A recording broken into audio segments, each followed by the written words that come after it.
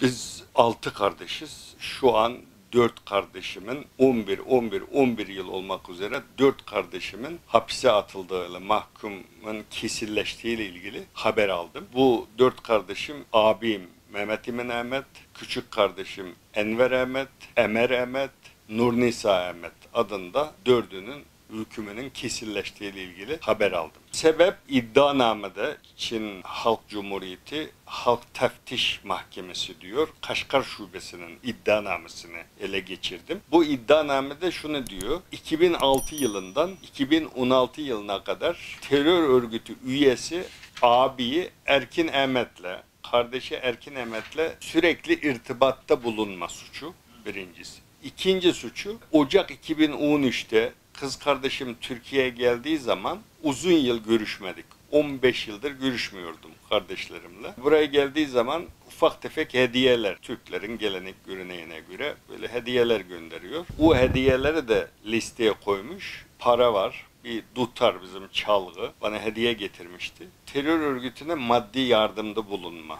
suçundan bu iki suçlama var. Dördünün de eskiden sicilinin temiz olduğu, hiçbir suç işlemediğini de iddianamede söylüyor. Çin'in gözünde abartmıyorum, Doğu Türkistanlıların hepsi terörist. Oradaki Uygur, Kazak, Kırgız, Tatar olmak üzere 25 milyon insanın hepsini terörist gözüyle bakıyor. Ben burada hiçbir terör örgütüyle ilişkim yok. Devlet memuruyum. Uzun yıldan beri burada akademisyen olarak görev yapıyorum.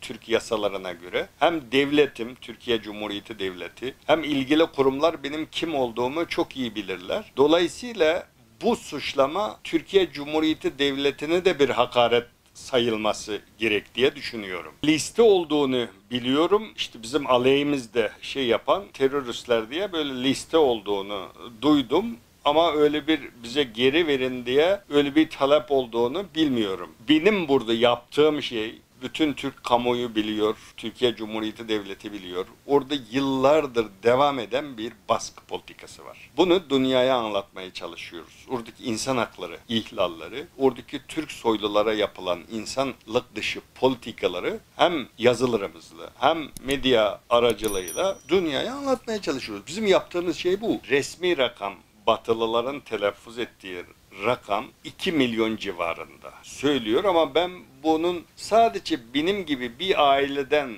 13-15 kişinin kampta olduğunu düşünseniz ben bunun 5 milyon civarında olduğunu tahmin ediyorum. Mektupta şunu diyorum, ben Türkiye Cumhuriyeti Devleti vatandaşıyım, ben bir akademisyenim. Yıllardır çok sayıda öğrenci yetiştirdim, hala yetiştiriyorum. Türk dünyası için, Türkiye Cumhuriyeti için hizmet ediyoruz. Şimdi ben bir Türk vatandaşı olarak benden dolayı kardeşlerimin bu mahkum edilmesi Çin tarafından suçsuz insanların böyle ceza verilmesine ülkemin sahip çıkması, Çin'le irtibata geçerek ne gerekiyorsa yani diplomatik yollarla iki ülke arasındaki diplomatik ilişkilerden yararlanarak benim bu hakkımı savunmasını istiyorum. Çünkü ben hiçbir terör örgütüne üye değilim. Benden dolayı 4 kardeşim bugün hapiste, çocukları var, torunları var. Onlar ne durumda ben haber bile alamıyorum.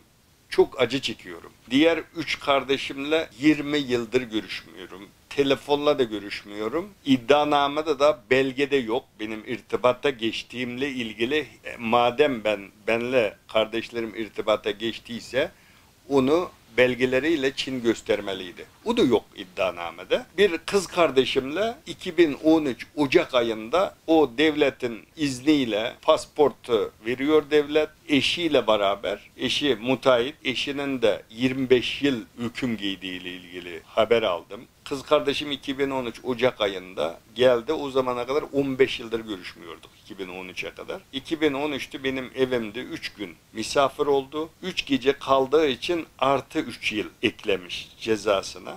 14 yıl kız kardeşim Nurnisa Ahmet hapis almış. Döndükten sonra hiçbir şey demiyor. Yani haftada 4 gün uçak geliyordu Türkiye'ye. Turistler gelip gidiyordu. Devam etti bu epey zaman. Sonra 2016 Ekim ayında pasport olanlar pasportun emniyet müdürlüğüne teslim etsin diyor. Herkes teslim ediyor. Kız kardeşimi 2016 yılının sonunda benim eşim kız kardeşimle irtibat halindeydi. İrtibat kesildi 2016'nın sonunda. Biz uzun 2-3 yıl hiçbir haber alamadık. Bunların iddianamede yazıldığına göre, Kaşgar Halk Teftiş Mahkemesi'nin iddianamesine göre 2018-25 Aralık gecesi aynı anda polis kardeşlerimin evine baskın yapıyor. Bunları tutukluyor, götürüyor. Sonra 2019 Ocak ayında uyduruk mahkemeyle eline kağıdı tutuşturup bunları hapis cezası veriyor. Burada şunu söylemek istiyorum. Bu kardeşlerimle